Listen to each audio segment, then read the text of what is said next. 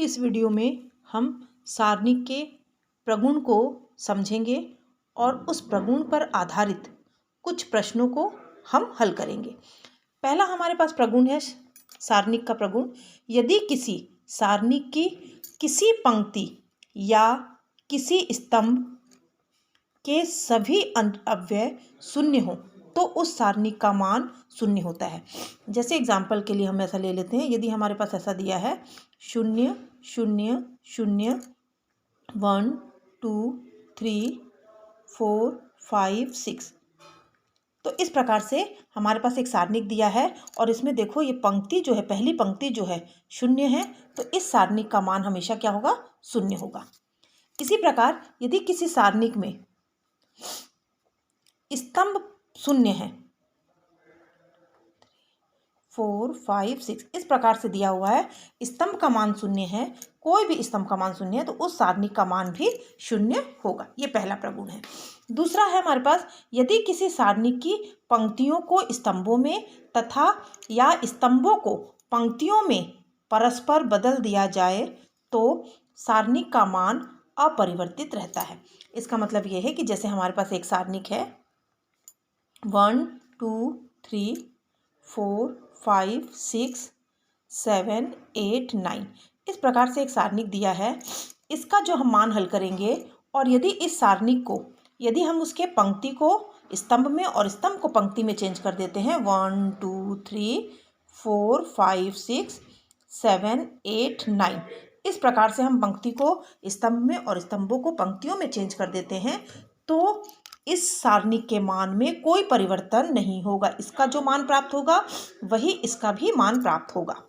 तीसरा, यदि किसी सारणिक की किन्हीं दो संलग्न पंक्तियों को या स्तंभों को परस्पर बदला जाता है। जैसे हमारे पास एक सारणिक दिया हुआ है, a बराबर हमारे पास दिया है a1 b1 c1 a2 b2 c2 a3 b3 c3, इस प्रकार से दिया हुआ है और कहा जा रहा है कि इनके स्तंभों को या किन्हीं दो पंक्तियों या स्तंभों को चेंज कर दिया जाए।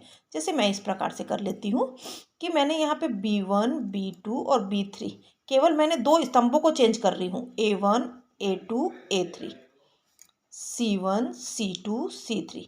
ऐसा यदि केवल एक इधर वाले स्तंभ को इधर ले आ ली और इधर वाले स्तंभ को इधर ला ली हूँ तो इसका चिन्ह में परिवर्तन हो जाएगा। क्या हो जाएगा? माइनस हो जाएगा। इसके बाद हमारे पास है कि यदि किसी सारणिक की दो पंक्तियां या स्तंभ सर्वसम हो, सर्वसम का मतलब होता है समान हो। जैसे हमारे पास ये एक a बराबर एक सारणिक दिया हुआ है 1 2 3 1 2 3 4 5 6, तो इस प्रकार से हम देख रहे हैं कि दो स्तंभ जो है वो एक समान दिख रहे हैं, तो इस सारणिक का मान क्या होगा? शून्य। या दो पंक्तियां यदि एक समान होंगी तो उसमें भी उसका मान शून्य होगा। नेक्स्ट हमारे पास पांचवा है, यदि किसी सारणिक की किसी पंक्ति या किसी स्तंभ के सभी अवयवों को किसी संख्या से गुना कर दिया जाए। जैसे हमारे पास एक सारणिक है 1 2 3 और ये हो गया 4 5, इस प्रकार से हम देख लेते हैं। हमारे पास है हिल रहा है 1 2 3 4 5, इसको हम दूसरे पेज में ले लेते हैं ताकि ऊपर में लेंगे तब समझ में आ जाएगा। इस प्रकार से हम ऐसे ले लेते हैं, ऊपर में ले लेते हैं। यदि हमारे पास एक है a1 a2 a3 b1 b2 b3 c1 c2 c3, इस प्रकार से हमने आव्यूह ले लिया है, मैट्रिक्स से मतलब सारणिक ले ली हूँ और इसमें यदि किसी संख्या से मैं गुना कर देती हूँ, जैसे मैंने किसी एक को गुना कर दी, इसको कर दी के, तो इस सारणिक का मान जो होगा, ये जैसे मेरे पास a बराबर है तो इस सारणिक का मान हो जाएगा k, जो भी संख्या से गुना की है वो और a, इस प्रकार से हो जाएगा। उसके बाद है यदि किसी सारणिक में किसी पंक्ति या स्तंभ के सभी अवयवों को दो राशियों के योगफल या अंतर हो तो उस सारणिक को उसी क्रम के सारणिकों के योग या अंतर के रूप में लिख सकते हैं। जैसे हमारे पास एक सारणिक दिया हुआ है, हमारे पास दिया हुआ है A1 A2 A3 B1 B2 B3 C1 C2 C3। इसमें मैंने एक जोड़ दी हूँ अल्फ़ा, इसमें मैंने जोड़ दिया बीटा और इसमें मैंने जोड़ दिया गामा। ऐसा करके एक सारणिक बना ली हूँ। इसको यदि हमको किस प्रकार से लिखेंगे तो ये हमारे दो सारणिक के रूप में हो जाएगा। कैसे हो जाएगा? A1 A2 A3 B1 B2 B3 C1 C2 C3, ये अलग हो जाएगा। और प्लस दूसरा हमारे पास फिर क्या हो जाएगा? Alpha A2 A3 beta B2 B3 gamma C2 C3। इसको दोनों को अलग अलग रूप में हम लिख सकते हैं। नेक्स्ट हमारे पास है, यदि किसी सारणिक की किसी पंक्ति या स्तंभ के प्रत्येक अवयव में किसी दूसरी पंक्ति या स्तंभ के संगत अवयवों को किसी एक राशि से गुना करके जोड़ दिया जाए, जोड़ा या घटाया जाए, तो उस सारणी का मान अपरिवर्तित होता है। इसमें क्या हो जाएगा? देखिए इस प्रकार से रहेगा हमारे पास A1 A2 A3 B1 B2 B3 C1 C2 C3 इस प्रकार से दिया हुआ है। और इसमें कहा गया है कि किसी दूसरी पंक्ति मतलब A2, जैसे ये पंक्ति वाला का है तो इसमें मैं क्या लिख लेती हूँ? Lambda A2। इसमें मैं क्या लिख लेती हूँ? Lambda B2। और इसमें क्या लिख लेती हूँ? Lambda C2। तो सेकंड वाले अवयव को मैं यदि उसमें ऐड कर देती हूँ तो इसका मान जो है वो अपरिवर्तित, पहले वाली इसका मान जो है, यदि हम डिटर्मिनेंट हल करते हैं दो फंक्शन में अलग अलग लेके हल कर लेते हैं। जैसे इसको ले ली मैं A1 A2 A3 B1 B2 B3 C1 C2 और ये C3 प्लस इसको मैंने ले लिया लैम्डा, पहले lambda A2 A3 lambda B2 B3 lambda C2 C3। इन दोनों को जोड़ के जो डिटर्मिनेंट का मान आएगा वो इसी डिटर्मिनेंट के मान के बराबर होगा, उसके मान में कोई भी परिवर्तन नहीं होगा। तो इस प्रकार से ये 7 नियम हमारे पास प्रगुण दिए हुए हैं। इन 7 प्रगुणों को यूज़ करते हुए हम 4 नंबर के कुछ क्वेश्चंस को हल करेंगे, देखेंगे कि किस प्रकार से इसके प्रश्नों को हल कर सकते हैं। ये 4 अंक का एक प्रश्न है। पहला प्रश्न हमारे पास है, सिद्ध कीजिए कि पहला दिया है x y z a b c और x plus a y plus b z plus c equal to 0। तो ये हमारे पास प्रगुण, हम इसमें इसको यूज़ कर सकते हैं। प्रगुण का यूज़ करते हैं तो हम क्या करते हैं, इसको दो सारणिक के रूप में पहले ब्रेक कर लेते हैं। x y z a b c x y z पहला हो गया सारणिक, फिर plus x y z a b c और ए बी सी, ये हो गया। इस प्रकार से हमने एक प्रगुण का यूज़ कर लिए। उसके बाद हम देखेंगे कि एक और प्रगुण हमने पढ़ा था कि यदि दो कोई भी पंक्तियां सर्वसम हो, मतलब एक समान हो, तो उस सारणी का मान क्या हो जाता है? 0। देखो एक्स वाई जेड, तो ये क्या हो जाएगा? 0 प्लस इसमें भी देखो ए बी सी, तो ये भी सारणी का मान क्या हो जाएगा? 0। तो 0 प्लस 0 इक्वल टू 0। तो ये इस प्रकार से प्रगुण का यूज़ करते हुए इस क्वेश्चन को हम हल कर लिए। दूसरा क्वेश्चन हमारे पास दिया है, सिद्ध करो कि a minus b, b minus c, c minus a, b minus c, c minus a, c minus a minus b, a minus b, इस प्रकार से दिया हुआ है। अब इसको यदि हमको सॉल्व करना है तो हम ये देख रहे हैं कि इसको यदि अलग अलग करना चाहेंगे तो बहुत कॉम्प्लिकेटेड हो जाएगा। जब इस प्रकार से, जब ये अलग नहीं हो पा रहा है तो इस प्रकार के क्वेश्चन में हम लेफ्ट हैंड साइड पहले ले लेते हैं ए minus B minus C minus a, b minus C minus a, c minus a minus b b minus सी। तो इस प्रकार के क्वेश्चन में हम क्या करते हैं, कोशिश करते हैं कि इसको पंक्ति को या स्तंभ को जोड़ दें। तो हम जानते हैं कि इसको क्या बोलते हैं, पहले वाले को R1 R2 R3, इसको जोड़ना यदि है तो C1 C2 C3 होता है। तो हम इस प्रकार से ले लेते हैं कि R1, पहले R1 में जोड़ देते हैं। यहाँ जो लिखेंगे उसी जगह पर वो संख्या ऐड होके आएगी। तो R1 plus R2 plus R3, इसको हम जोड़ दिए। तो देखो क्या हो जाएगा। अब यहाँ पर हम ले लेते हैं इस प्रकार से। तो ये हमारे पास हो गया R1 R2 R3 हमने जोड़ दिया।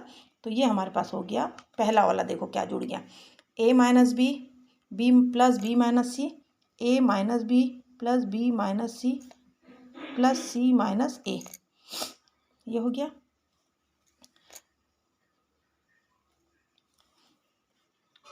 R1 की जगह में चेंज होगा, ये वाली जगह में चेंज होगा। तो दूसरा हम देख लेते हैं कि यहाँ पे हो जाएगा b minus C plus C minus A plus A minus B. ये जगह थोड़ा छोटा पड़ रहा है, इसको हम थोड़ा बड़े जगह में हल करते हैं, कोशिश करते हैं हल करने के लिए। तो हम क्या करते हैं, पेज ये ले लेते हैं, यहाँ पे हल कर लेते हैं। तो हमारे पास ये हो गया, हमने ऐड कर लिया a minus B plus B minus C plus C minus A. Second वाले में क्या हो जाएगा, b minus C plus C minus A plus A minus B. और थर्ड वाले में क्या हो जाएगा, c minus A plus A minus B plus B minus C. ये इस प्रकार से हो गया। और सेकेंड और थर्ड सेम वैसे ही आ जाएगा। ये हो जाएगा b माइनस सी माइनस ए, और ये हो जाएगा c minus a minus B, और ये हो जाएगा a माइनस बी माइनस सी। इस प्रकार से हो गया। अब देखो तो ऊपर वाला हम देखेंगे तो ये बी सी ए सब कैंसिल हो गया। तो ऊपर में क्या मिल गया, 0 0 0, b minus C minus a minus B, C minus a minus B minus सी। और हमारा एक प्रगुण में है कि यदि पंक्ति या स्तंभ कुछ भी शून्य है तो उस सारणी का मान पूरा क्या हो जाता है, शून्य हो जाता है। तो इस प्रकार से हम इस दो क्वेश्चन को हल कर सकते हैं। अब हम देखते हैं कि 4 नंबर के क्वेश्चन में हमको एक क्वेश्चन इस प्रकार से पूछा जाता है।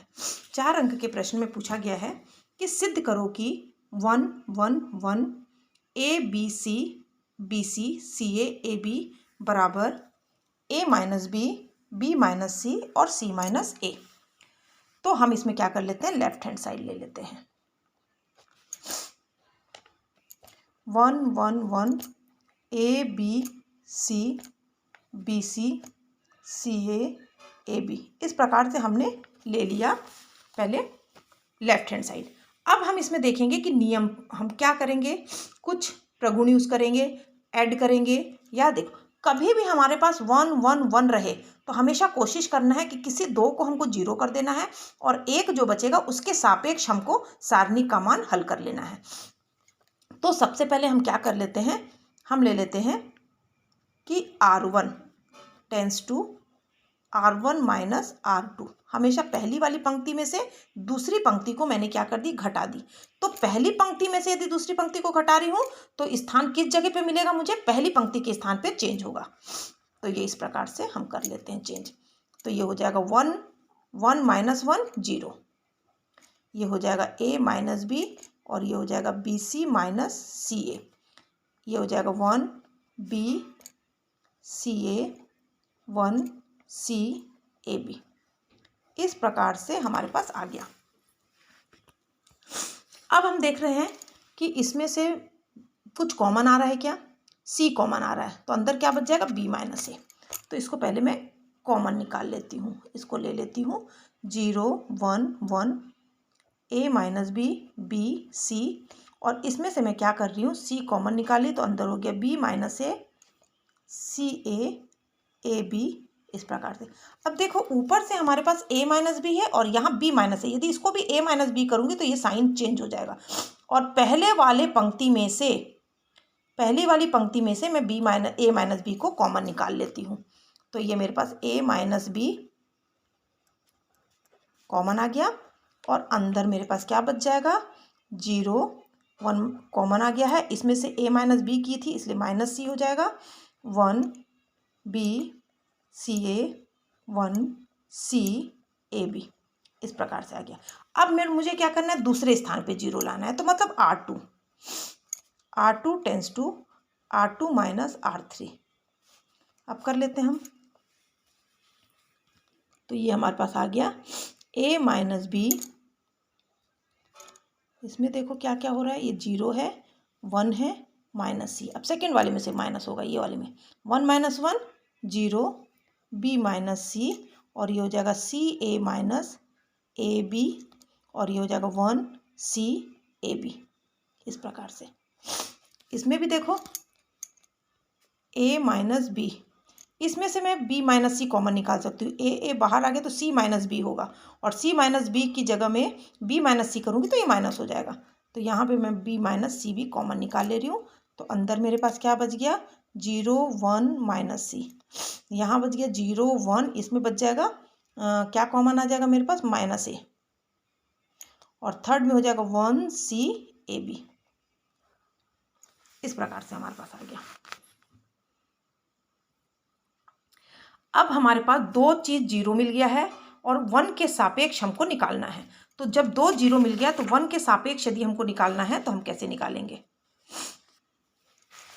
तो हम क्या कर लेते हैं, इक्वल टू हमारे पास क्या क्या कॉमन आ गया है, a माइनस बी भी आ गया है और b माइनस सी भी आ गया है, और हमारे पास क्या बच गया है, 0 1 माइनस सी, 0 1 माइनस ए, और थर्ड है 1, तीसरा क्या बचा है हमारे पास बच गया है, तीसरा हमारे पास है 1 सी ए बी, तो हमारे पास है 1 सी ए बी, इस प्रकार से हमारे पास आ गया है।